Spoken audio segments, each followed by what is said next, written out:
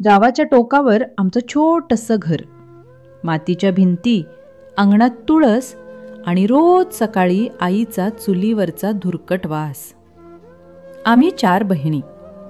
घरात भाऊ नव्हता, पण आमच्या वडिलांनी कधीच आम्हाला कमीपणा जाणवू दिला नाही. ते शेतात काम करायचे आणि आम्हाला नेहमी सांगायचे, मुलगी असो वा मुलगा, दोघांनाही पंख असतात, फक्त उडायचं धाडस पाहिजे. मी तेव्हा 14 वर्षांची.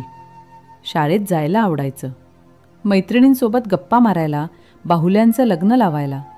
स्वप्न होती शिकायचं, मोठं व्हायचं, आईसाठी सोन्याचा कंगन आणायचा. पण एक दिवस सगळं बदललं. त्या दुपारी वडील आणि काही नातेवाईक घरात बसले होते.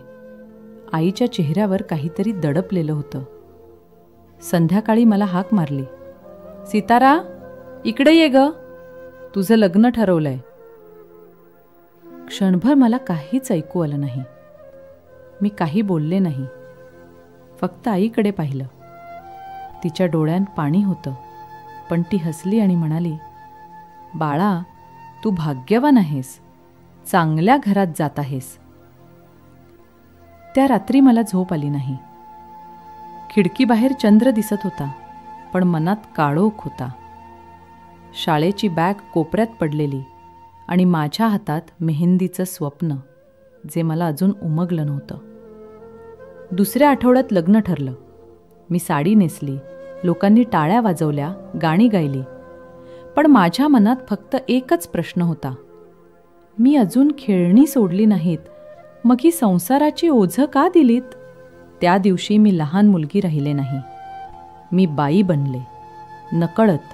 लग्न झालं, पण माझं वय अजून शाळेत जायचं. नवरा बाहेरच्या गावाला कामासाठी गेला होता. मी माझ्या आईवडिलांकडेच राहिले. अंगणातल्या झाडाखाली बसून मी नेहमी वहीत काहीतरी लिहायची, कधी कविता, कधी पत्र. त्या पत्रांचं कोणाकडे पाठवायचं हे मात्र मला माहीत नव्हतं. काळ सरकत गेला. मी थोडी मोठी झाले. सासरी जाण्याचा दिवस आला. आई माझ्या केसात फुलं घालत होती, पण तिचे हात थरथरत होते.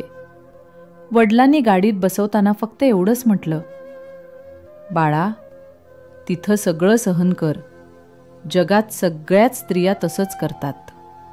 त्या एका वाक्यानं माझ्या मनात खूप काही कोसळलं.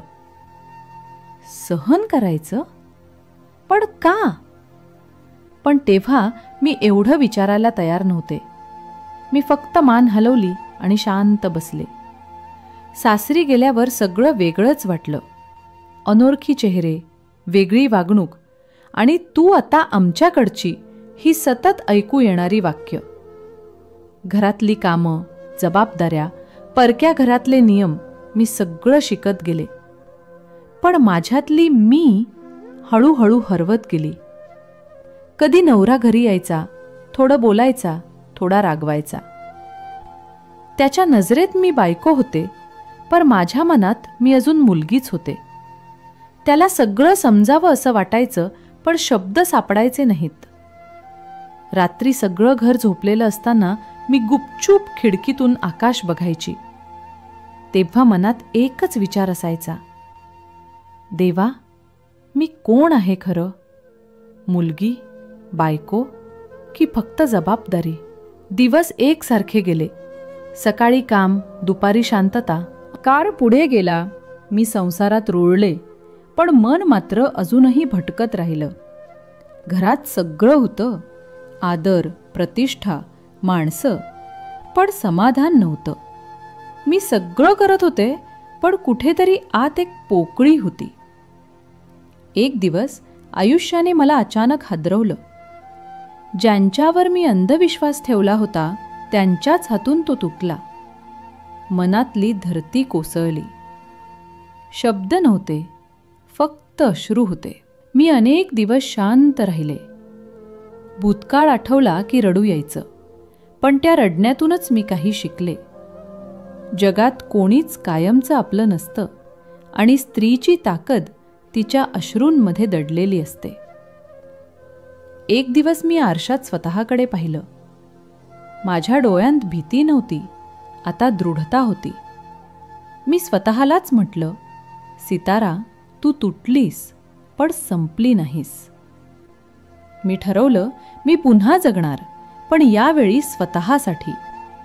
मी शिकले, कामाला लागले, स्वतःचं आयुष्य उभारलं. लोक काय म्हणतील हे सोडून दिलं, कारण मी आता लोकांसाठी नाही तर माझ्या आत्मसन्मानासाठी जगत होते.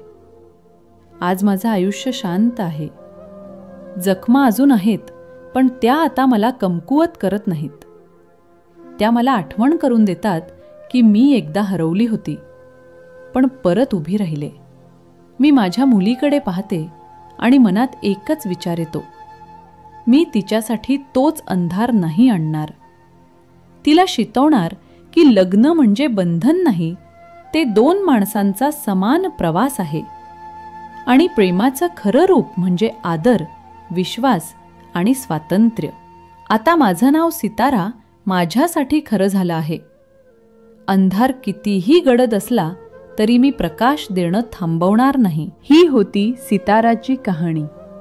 एका स्त्रीची जिद्द, वेदना आणि नव्या सुरुवातीचा प्रवास.